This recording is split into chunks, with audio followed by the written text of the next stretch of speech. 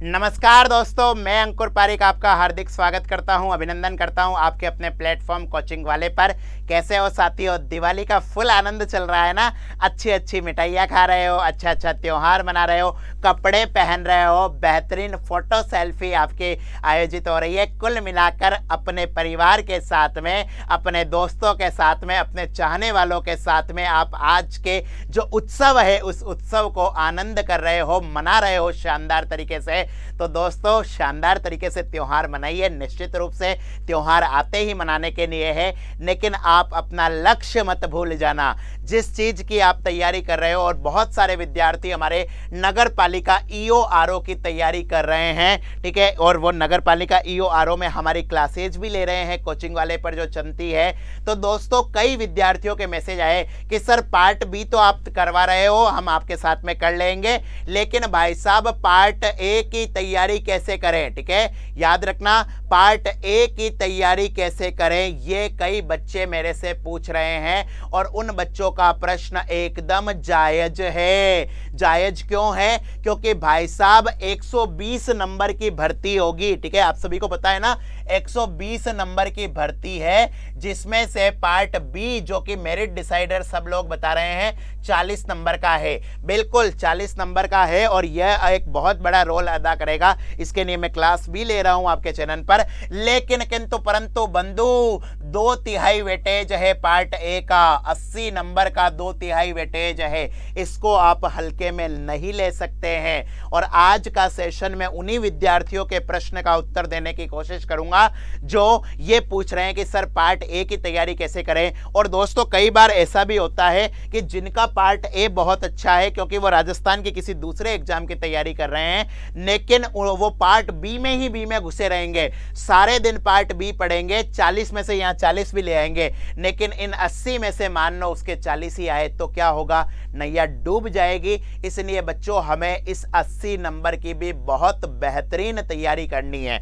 जैसा कि आपको पता है कि जो आपकी भर्ती है वो आरएस लेवल की है। मैं पहले ही दिन से कह रहा हूं कि यह आरएस लेवल की भर्ती है, आरपीएससी ले रही है, इसलिए प्रश्नों का लेवल भी आरएस जैसा ही आने वाला है।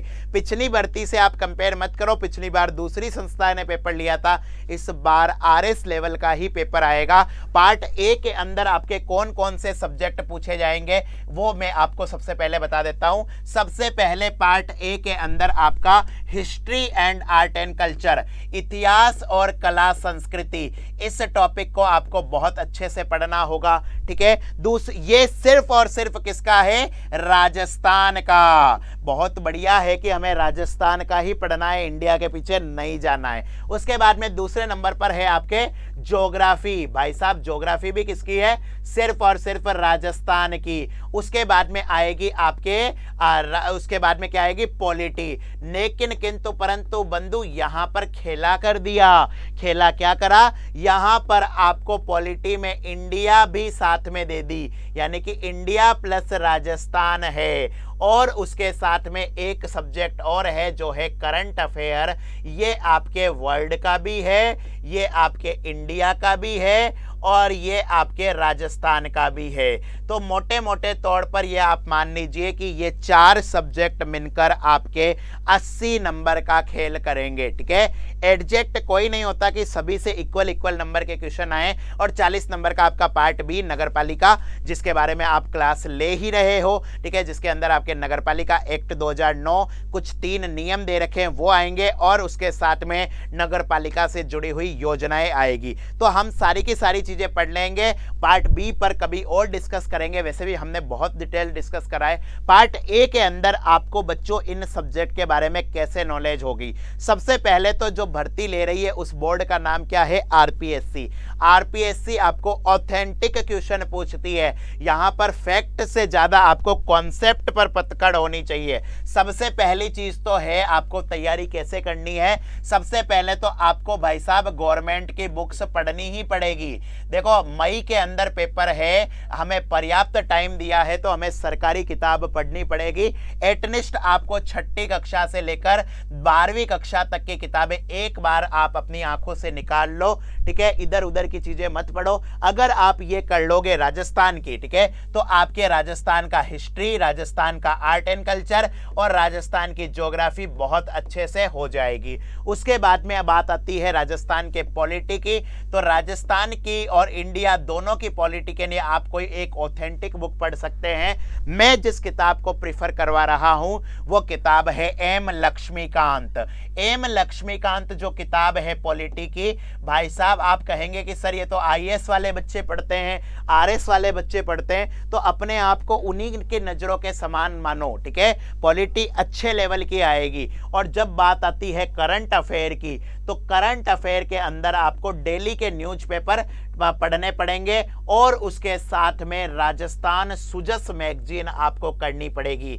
ये ऑथेंटिक सोर्स रखो, मार्केट की इधर उधर की गाइड मत पढ़ो। नगर पालिका एक्ट पार्ट बी के लिए तो कोई किताब नहीं आई है, जो मार्केट में आई भी है वो सिर्फ कॉपी पेस्ट है। आप खुद सोचिए, इतनी जल्दी किताब बन ही नहीं सकती, वो भी उस भर्ती के लिए जो रेगुलर नहीं आती, ठीक है। अगर रेगुलर भर्ती आती तो हम समझ सकते हैं कि किताब में हल्का फुल्का ही एडिशन हुआ है, कितने सालों के बाद आई और तुरंत किताब निकाल दी। तो आपको ये सारी की सारी चीजें पढ़नी है। प्लस इसके साथ में प्यारे बच्चों, प्लस इनके साथ में आपके लिए काम की चीज क्या है, सबसे महत्वपूर्ण चीज जो कंपटीशन एग्जाम में मैं मानता हूं वो होता है अभ्यास। एमसीक्यू का जितना आप अभ्यास करोगे उतना आपके लिए अच्छा रहेगा, ठीक है। और पार्ट ए पढ़ने का फायदा यह है कि आप राजस्थान की बाकी भर्तियों की तैयारी भी इसके माध्यम से कर सकते हो। और पार्ट ए और ये जो आपका पूरा भर्ती है ईओआरओ, इसके लिए एक खुश समाचार आपके लिए यह है कि आपका अपना चैनल कोचिंग वाले, आपका अपना कोचिंग वाले चैनल आपके लिए 28 तारीख से, जी हाँ दोस्तों 28 अक्टूबर से लेकर आ रहा है ईओआरओ की फाउंडेशन कोर्स। यूट्यूब पर ईओआरओ का क्लासेज होगी, जिसके अंदर पार्ट ए के सभी सब्जेक्ट प्लस पार्ट बी आपको करवाया जाएगा।